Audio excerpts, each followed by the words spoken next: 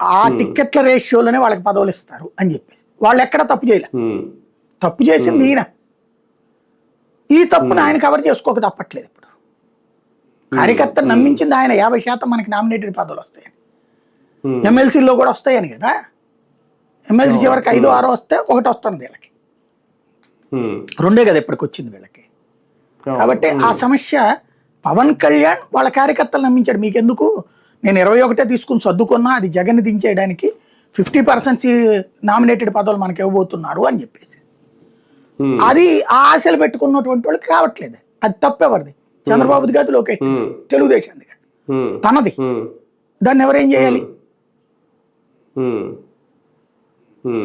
కానీ ఒకటి సార్, నిజంగా రేపొద్దున్న ఇదే అసంతృప్తి పెరిగి, ఇప్పటికే గతంలో నాగబాబు గారు వెళ్ళినప్పుడు మీటింగ్ లో కూడా కొంతమంది మాట్లాడారు. అప్పుడు ఆయన మైక్ లేదు కట్ చేసిన సందర్భాలు మనమే చూసాం. ఇప్పుడు ఈయన ఓపెన్ గా మాట్లాడారు. ఇటువంటి పవన్ కళ్యాణ్ గారు చౌదాకా వెళ్ళినా పట్టించుకోకపోతే వీళ్ళందరూ చెప్పేది మునిగిపోతుంది, మన పుట్టిరా బాబు పక్కూడదు కాదని చెప్పినా సరే ఆయన పట్టించుకోకపోతే నష్టం జనసేనకు కాదు. బేసిక్ గా ఒకటండి, మనం పవర్ లో ఉన్నటువంటి సందర్భంలో ఎవడు కూడా పట్టించుకోడు, ఏం కాదనుకుంటారు. తర్వాత దెబ్బ పడుతుంది. అది ఇక్కడ గుర్తుపెట్టుకోవాల్సిన అంశం. పవర్ లో ఉన్నప్పుడు ఎవడు ఫీల్ కాడు, తర్వాత ఫీల్ అవుతారు అంతే.